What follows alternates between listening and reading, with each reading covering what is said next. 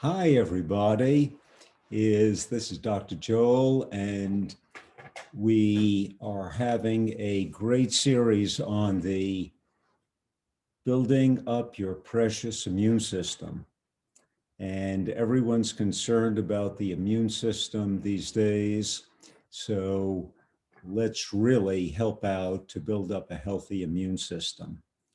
So is I call it the big three parts of the immune system: T cells, B cells, and the big Macs, which are macrophages. Okay. And in our previous sessions, for those who are following us, we spoke about the amazing discovery in 1970 of the thymus, hence T cells, and the whole cell does the killing there. And then the B cells produce antibodies. They're called B because the original cells come from the bone marrow. But the third limb is the real exciting one, which we're going to talk about today: the macrophages, or what Alexia and I call the Big Macs. So to get a quick fix is this. I think you all know that the antibodies are 100% specific, lock and key. One antibody, one antigen. The antigen could be the foreign protein of viruses, bacteria, fungi. But the key is that, just like your home, one lock, one key, total specificity. The macrophages are, guess what? Just the opposite. So the analogy that I usually give is that it's sort of like a vacuum cleaner. They will eat anything. There's no discrimination whatsoever. Any kind of dirt or dust. I've even seen footage when I was on the faculty at Baylor College of Medicine of macrophages eating other macrophages. Okay. So here is the exciting thing now. The way Mother Nature designed it is beautiful. When you see the perfection, it's amazing. There's three big locations for the macrophages, for the Big Macs.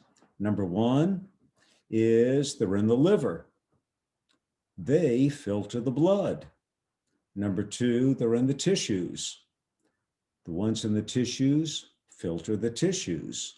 But today we're going to talk about the ones that are in the lungs, which filter the air. So to filter the blood, liver macrophages; to filter the tissues, tissue macrophages; and to filter the lungs, lung macrophages. Let's take an intuitive example. We all know about the coal miners in Appalachia, and over a lifetime working in the mines, their macrophages are in the lungs, are chock full of coal dust. That would be very, very intuitive. Well, here is a real big takeaway for today. This is really the heart of it, or as they say, the bottom line, okay? And that is that the key term would be particulate matter. And that's just the sum total of all the stuff that we're all familiar with, any kind of size, that dust and air pollution and pollen and all sorts of, stuff which is in the air and so forth. That's called particulate matter.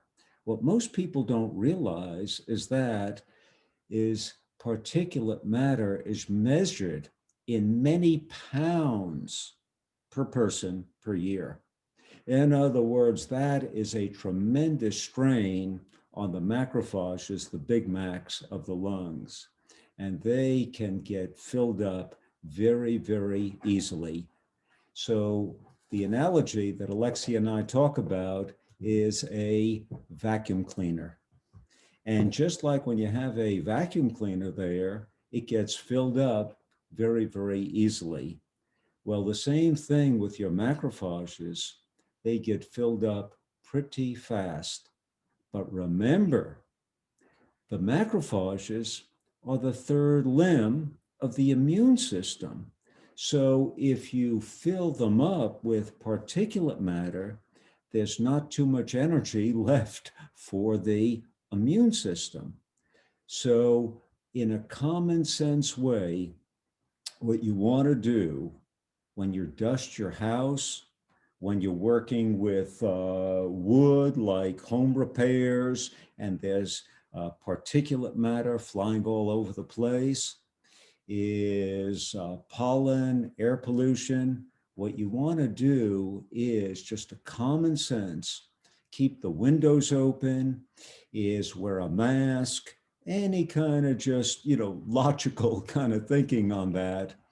And then you will cut down annually on the particulate matter that fills up your macrophages of your lungs.